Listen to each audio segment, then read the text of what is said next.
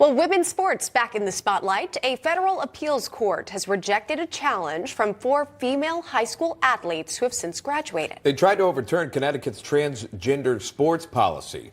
Under the Connecticut Interscholastic Athletic Conference's policy, it would be fundamentally unjust and contrary to applicable state and federal law to preclude a student from participation on a gender-specific sports team that is consistent with the public gender identity of that student for all other purposes.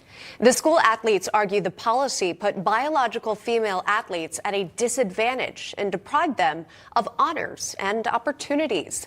Selina is one of those athletes who filed the lawsuit. Christiana Kiefer is representing the athletes and is senior counsel for the Alliance Defending Freedom. Welcome to you both. Thanks so much for coming on. Selina, let's start with you and talk about your own experience. You say you lost a position to qualify for a track meet because you competed against 2 biological males identifying as women. Did this loss jeopardize your future in track and field? There's no way to tell what exactly I could have lost out on from the opportunities that were essentially robbed from me by being forced to compete against 2 biological males. I had to race against these athletes throughout all 4 years of high school. I raced against them over a dozen times, and every single race I competed against them in, I lost without fail. And it's just a very frustrating experience and thing to have to go through. And I'll go to Christina now for the legal part of this segment. A lower court dismissed this lawsuit back in 2021. In the second court's latest ruling, they write, quote, "Like the district court, we are unpersuaded with respect to the claim for an injunction to alter the records, and because we conclude that the SIAC and its member schools did not have adequate notice that the policy violates Title IX, indeed, they had notice to the contrary, plaintiffs' claims for damages must be dismissed." Talk about that, if you can, not just in Connecticut, but also nationwide. We've heard stories like this. We've brought up Leah Thomas and that whole situation as well.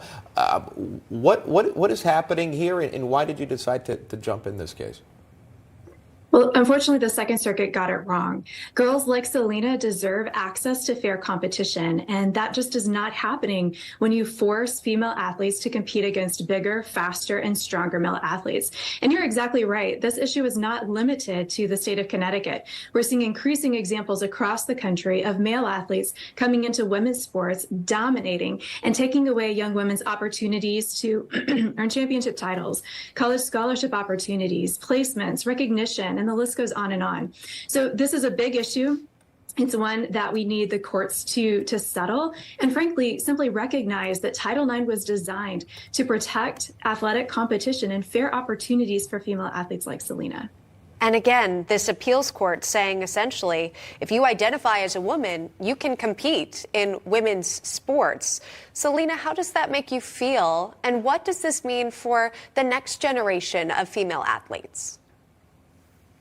It's extremely heartbreaking that the courts think that women have only the right to participate, but not the right to win in their own sports.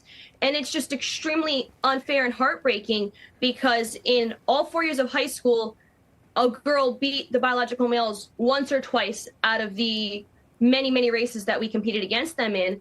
And it's just extremely disappointing. And I wish that no other little girl has to experience the pain and heartbreak that I went through my 4 years of high school. And unfortunately, it's looking like it'll continue to be that way unless the courts decide to change their mind. Selina, I'll close with this. It's kind of just on a humanistic aspect, if you will, to step up like you're doing and to call out something you think is wrong. But it does put you in a light that maybe some can criticize you for. Are you alone in that? Are there other athletes like yourself, other female athletes like yourself that feel the same way that you do, that may be too scared to speak up?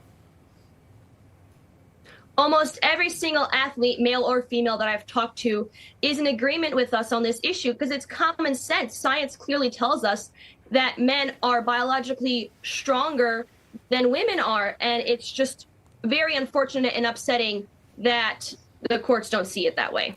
A final question to Christiana here. What happens next with this case? Are there any other appeal opportunities? Yes, we're currently evaluating all of our options, including an appeal to the United States Supreme Court. That decision has not yet been made. But I do want to underscore, this fight is not over. More than 18 states have now passed laws to protect women's sports. And so we're certainly trending in the right direction. And I am optimistic about protecting the integrity of women's sports. All right, getting the message out there. Christiana Kiefer representing, and also Selina Soul going through that. We appreciate you both, and happy holidays to you.